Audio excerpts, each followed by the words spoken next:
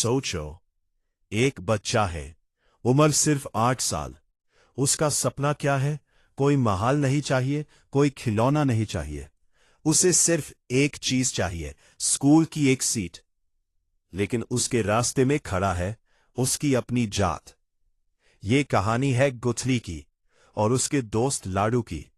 दो बच्चे जो रोज स्कूल की खिड़की के बाहर खड़े होके अंदर झांकते हैं, क्योंकि अंदर जाने का उन्हें हक नहीं है। इस वीडियो में हम देखेंगे कैसे एक मासूम दोस्ती, एक बाप का संघर्ष और एक हेडमास्टर की बेबसी मिलके एक ऐसी कहानी बनाते हैं जो आपको अंदर तक हिला देगी। एंडिंग तक रुकिएगा, क्योंकि जो होगा वो आप भूलेंगे नहीं। दो दोस्त, एक ही सपना। बुंदेलखंड के एक छोटे से गांव में रहता है गुथली। उसके पापा मंगरू और मां रानिया मेहतर समाज से है। वो लोग जिनका काम है गांव की सफाई करना, गटर साफ करना। समाज की सबसे नीचे पहड़ी पे खड़े लोग। गुथली का बेस्ट फ्रेंड है लाडू। दोनों इनसेपरेबल हैं। जहां एक जाता है दूसरा पीछे पीछे। लेकिन इन दोनों में एक फर्क है। लाडू अपनी जिंदगी से संतुष्ट है। उसका मानना है कि जो नसीब में लिखा है वही होगा। लेकिन गुथली अलग मिट्टी का बना है। गुथली के अंदर एक आग है। रोज सुबह वो गांव के एक स्कूल के बाहर जा खड़ा होता है। अंदर बैठे बच्चे किताबियां पढ़ रहे होते हैं। तख्ती पे अक्षर लिखे जा रहे होते हैं और गुथली बाहर खिड़की से चिपक के हर लफ्ज अपने दिल में उतारने की कोशिश करता है। उसका मानना है पढ़ाई ही एक रास्ता है इस जिंदगी से बाहर निकलने का। स्कूल चलाता है एक लोकल नेता, चौबे। उसके लिए गुथली जैसे बच्चे स्कूल के अंदर कदम रखने के लायक ही नहीं। लेकिन स्कूल का हेडमास्टर हरिशंकर बजपाई, जिसे स्क्रीन पे निभाया है खुद संजय मिश्रा ने, कुछ अलग इंसान है। उसके दिल में गुथली के लिए एक नरमी है। शायद इसलिए क्योंकि कहीं उसकी खुद की कहानी में भी गुथली जैसी कोई तड़प थी। लेकिन हरिशंकर खुद भी बांधे हैं सिस्टम के, समाज के और चौबे जैसे लोगों के अगेंस्ट जाने की हिम्मत उनमें नहीं। वो दिन जो सब बदल देता है। लड्डू का बाप उसे रोज अपने साथ मजदूरी पे ले जाता है।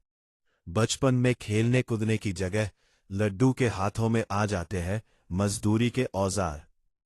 एक दिन काम करते वक्त लड्डू का पैर फिसलता है और वो सीधा गटर में गिर जाता है। मदद पहुंचने से पहले ही लड्डू चला जाता है, हमेशा के लिए। एक मासूम बच्चा जिसका सिर्फ गुनाह ये था कि वो उस घर में पैदा हुआ जहां मजदूरी करना मजबूरी थी। उसकी जान चली जाती है। कोई न्यूज नहीं बनती, कोई इंक्वायरी नहीं होती। बस एक और अनटचेबल बच्चा जो चला गया। गुथली अपनी मां के पास जाता है। वो पूछता है, मां, अगर मैं अगले जन्म में किसी ऊपर वाली जात में पैदा हो तो क्या तब मुझे पढ़ने दिया जाएगा? रानिया के पास इसका जवाब नहीं होता, सिर्फ खामोशी और दर्द। ये सीन पूरी फिल्म का इमोशनल कोर है, क्योंकि यही से कहानी का असली सवाल उठता है। क्या एक बच्चे का फ्यूचर उसके नसीब से तय होता है या उसकी जात से? बाप का संघर्ष शुरू होता है।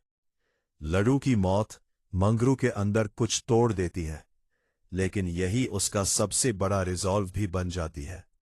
वही गांव में मंगरू की मुलाकात होती है एक ऐसे इंसान से जो उनकी ही जात से आता है, लेकिन पढ़ाई की वजह से अपनी पूरी जिंदगी बदल चुका है। एक इज्जत वाली नौकरी, एक नई पहचान। यही मुलाकात मंगरू के अंदर एक चिंगारी जला देती है।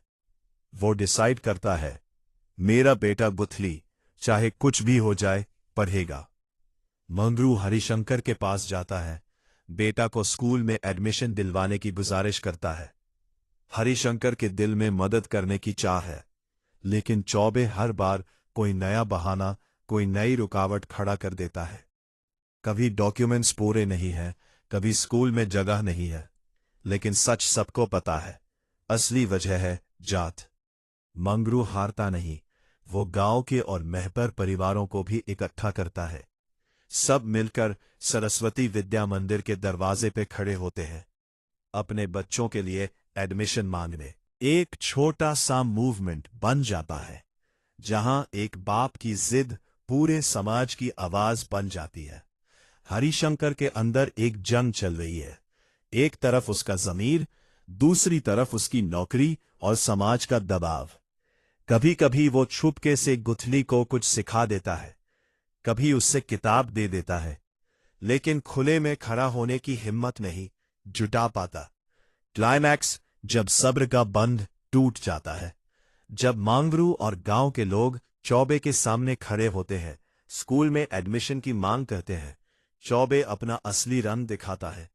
वो खुल के कहता है कि ये लोग स्कूल के लायक नहीं हैं।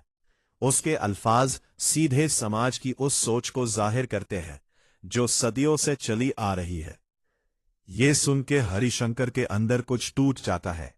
उसकी अपनी मां, जो मर चुकी है, ने उसे एक बात सिखाई थी, गुथली बीज को जमीन में डालो तो वो एक दिन पेड़ बनती है। हरिशंकर समझ जाता है, गुथली भी वैसी ही एक गुथली है।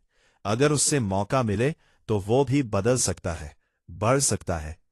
यही मोमेंट है जब हरिशंकर अपनी खुद की हिम्मत जुटाता है, अपनी नौकरी का, अपनी इज्जत का खतरा उठा के वो मांगरू और गुथली के साथ खड़ा होता है। पहली बार वो खुल के चौबे के अगेंस्ट आवाज उठाता है। ये सीन सिर्फ एक स्कूल के एडमिशन की लड़ाई नहीं रह जाती, ये बन जाती है एक सदियों पुरानी गुलामी के अगेंस्ट एक छोटी लेकिन बहुत बड़ा सिग्नल देने वाली जीत की शुरुआत। एंडिंग फिल्म का एंड होता है गुथली के एक नए सफर की शुरुआत पे। सारा गांव, मंगरू की जिद, हरिशंकर की हिम्मत और गुथली की खुद की लगन, सब मिलके एक रास्ता खोल देते हैं। गुथली को आखिर वो मौका मिलता है जिसके लिए वो रोज खिड़की के बाहर खड़ा रहता था। लेकिन डायरेक्टर जानबूझ के ये एंडिंग पूरी तरह हैप्पी नहीं बनाता, क्योंकि रियल जिंदगी में सिर्फ एक गुथली का स्कूल जाना पूरी समाज की सोच नहीं बदल देता।